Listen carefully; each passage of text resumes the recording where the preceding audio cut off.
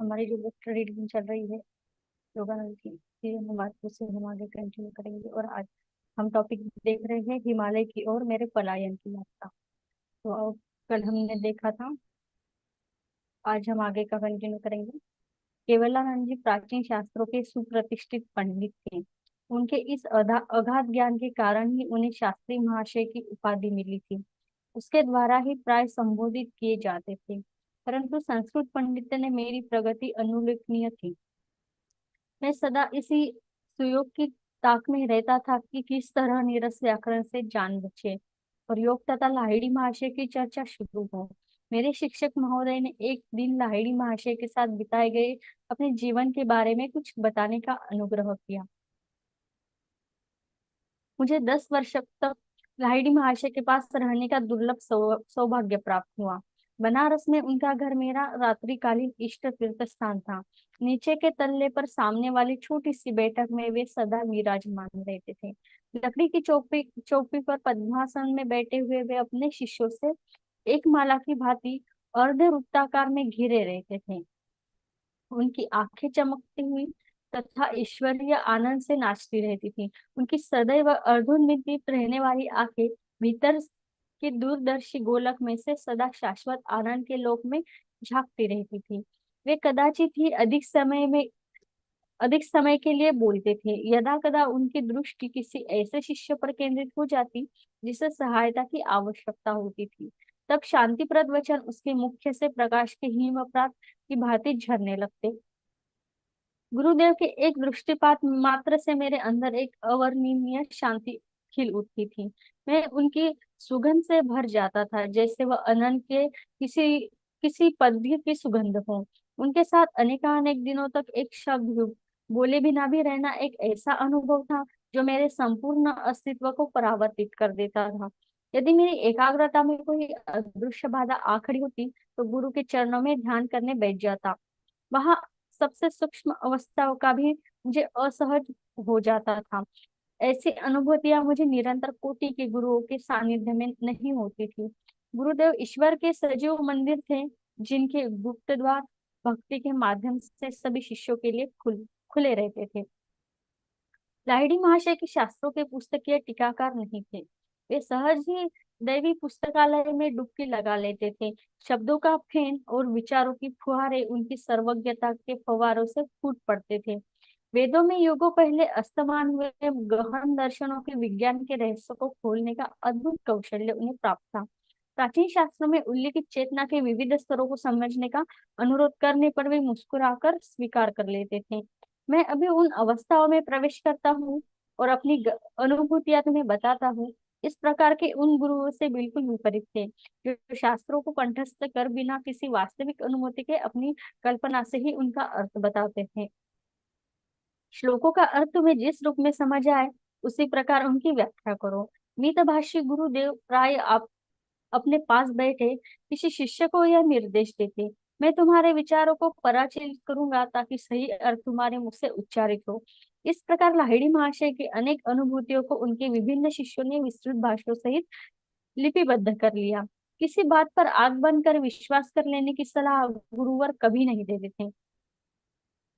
शब्द खोखले हैं, वे कहते थे। ईश्वर की उपस्थिति के दृढ़ विश्वास को ध्यान में अपने परमानंद में संपर्क से प्राप्त करो। शिष्य की समस्या चाहे जो भी हो, उसके समाधान के लिए गुरुदेव क्रिया योग के अभ्यास का ही परामर्श देते थे। तुम्हारा मार्गदर्शन करने के लिए जब मैं इस शरीर में नहीं रहूंगा, तब भी इस यौगिक पूंजी का सामर्थ्य कम नहीं होगा। यह प्रवृत्ति भव्य प्रेरणाओं की तरह जिल बांधकर अलमारी में रख कर भूल जाने की वस्तु नहीं है। क्रिया योग के माध्यम से अनवरत अपने मुक्ति पथ पर चलते जाओ, जिस क्रिया की शक्ति इसके अभ्यास में निहित है। मैं स्वयं क्रिया को मानव के अभी तक स्वतः प्रयास द्वारा अनंत ईश्वर की खोज के लिए विकसित साधनों में से सबसे अधिक प्रभावशाली मानता हूँ। केवलानंद जी ने इस उत्साह पर्व प्रमाण के साथ अपना कथन समापन किया। इसके अभ्यास से सभी मनुष्य में छिपे सर्वव्यापी ईश्वर लाहिड़ी महाशय और उनके शिष्यों की देह में प्रत्यक्ष रूप में अवस्थापित हुए। ईसा मसीह की तरह एक चमत्कार लाहिड़ी महाशय द्वारा केवलानंद जी की उपस्थिति में हुआ। एक दिन उन्होंने वह कहानी मुझे सुनाई। सामने मेज पर पड़ी संस्कृत की पुस्तकों से हटी उनकी आंखें सुदूर कहने लगी। एक दृष्टिहीन शिष्य रामू के लिए मैं करुणादर्द अनुभव करने लगा। क्या उसकी आंखों की ज्योति कभी लौट कर नहीं आ सकती? जब वह इतनी श्रद्धा एवं निष्ठा के साथ हमारे गुरुदेव की सेवा कर रहा था, जिनके ईश्वर तत्व अपने पूर्ण तेज के साथ दीप्तिमान था। एक दिन सुबह में रामू से करना चाह रहा था, परंतु वह शांतिपूर्वक घंटों तक गुरुदेव पर पंखा झलता रहा। अंततः जब वह कमरे से बाहर निकला तो मैं उसके पीछे ही हो गया। रामू तुम कब से अंधे हो? जन्म से ही महाशय। मेरी आंखों को कभी कभी भी सूर्य दर्शन का सौभाग्य नहीं प्राप्त हुआ। हमारे सर्वशक्तिमान गुरु तुम्हारी सहायता कर सकते हैं, एक बार उनसे प्रार्थना तो करो। अगले दिन रामू कुछ संकोच पूर्वक लाहिड़ी महाशय की सेवा में उपस्थित हुआ, किंतु अपने अतुल आध्यात्मिक ऐश्वर्य में शारीरिक संपदा को जोड़ने का अनुरोध करना उसे लगभग लज्जास्पद लग रहा था। गुरुदेव, ब्रह्मांड को प्रकाश देने वाला ईश्वर आप में ही विद्यमान है। मैं आपसे प्रार्थना करता हूँ कि उसकी ज्योति मेरी आंखों को भी प्रदान करे, ताकि मैं सूर्य के गौन तेज को देख सकूं। रामू, किसी ने मुझे कठिन परिस्थिति में डालने की योजना बनाई है। मेरे पास किसी को स्वस्थ करने की कोई शक्ति नहीं है।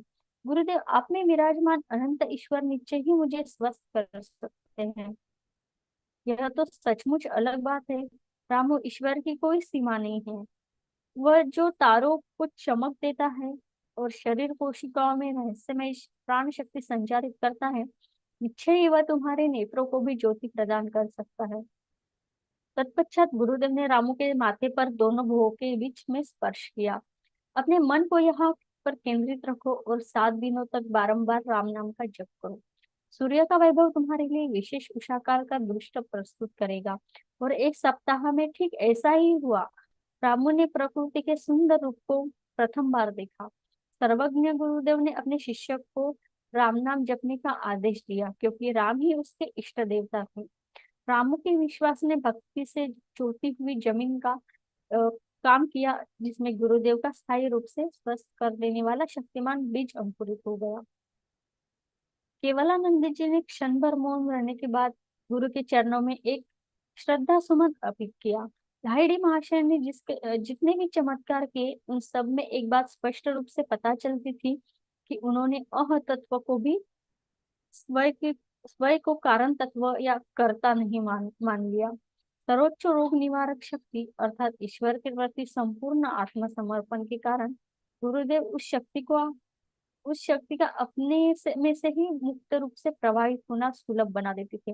लाहिड़ी महाशय ने जिस अनेक शरीरों को चमत्कार रूप से ढंग से प्रस्तुत किया, उन्हें अंततः चिंताग्नि की ज्वालाओं का भक्ष बनना ही पड़ा। परंतु उन्होंने लोगों के अंतर में जो आध्यात्मिक जागृति उत्पन्न की, जो ईसा समान शिष्य तैयार किए, वही उनके अजरामर चमत्कार है। मैं संस्कृत का विद्वान कभी नहीं बना। केवलानंद जी ने मुझे उससे भी भव्य दिव्य भाषा पढ़ा ली।